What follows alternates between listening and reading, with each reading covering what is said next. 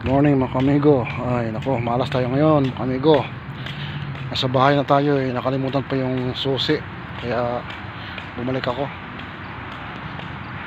Sarap sana matulog na ngayon Kaso hindi makapasok sa kwarto kasi ayaw ko madisturbo sila, mga ka-roommate. Kaya talagang nagpusige ako na bumalik ako ng hotel kasi naiiwan ko yung susi ko sa locker. Kaya ito ngayon, ano pala natin.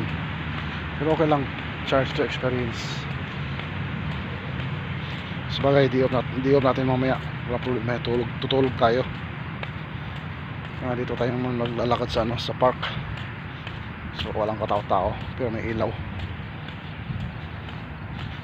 Uhaw na uhaw nga ako tubig Hindi ko alam kung may tubig na malamig sa hotel kasi sirado na yung marhaba. Sana pagdating natin bukas yun para makapasok tayo. Kasi alam mo talaga yung susi ko doon sa may locker ko kasi ano ko yun sinabit ko. Tapos bigla ako nang mamadali, hindi ko na napansin na nakasabit pala. Yun ang nasa isipan ko kasi wala naman sa sa bulsa, wala rin sa bag ko. So isa lang yung andun option, naiwan ko doon sa nakasabit. Basta nga pahinga tayo, wala ta. Ito, that's life. Weather buhay ng OFW. Kala nila masarap yung OFW, masarap pakinggan, pero konti lang yung sahod. What to do yani?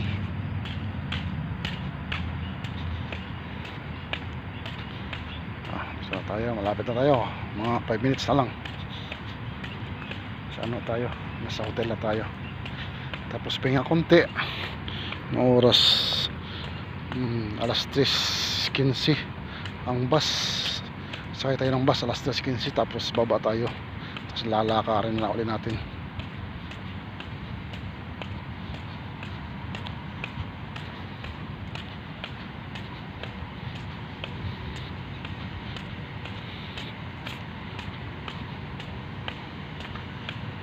Buhay, parang life is so short. Malapit na tayo mga kamigo. Sana diyan kayo nagsuporta sa akin. Hindi ako humingi sa inyo kung basta importante suportahan nyo na ako. Kaya basta masaya ako sa ginagawa ko.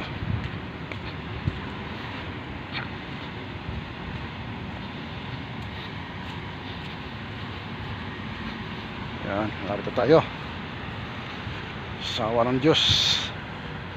Karating din ng mahinahon.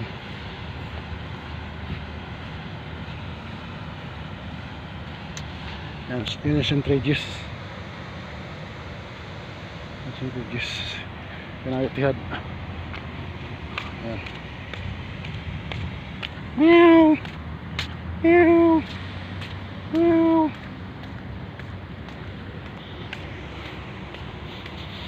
Ay.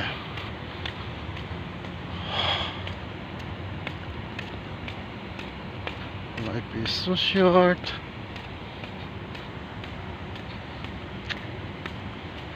Ang buhay parang isang awitin. Ang buhay ay parang isang awit.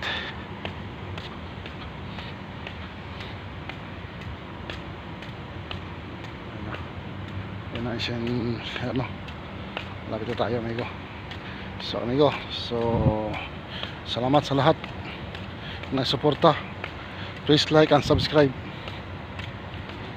Wawos, mama mia, mama mo, mama chup chup chup. Bye bye.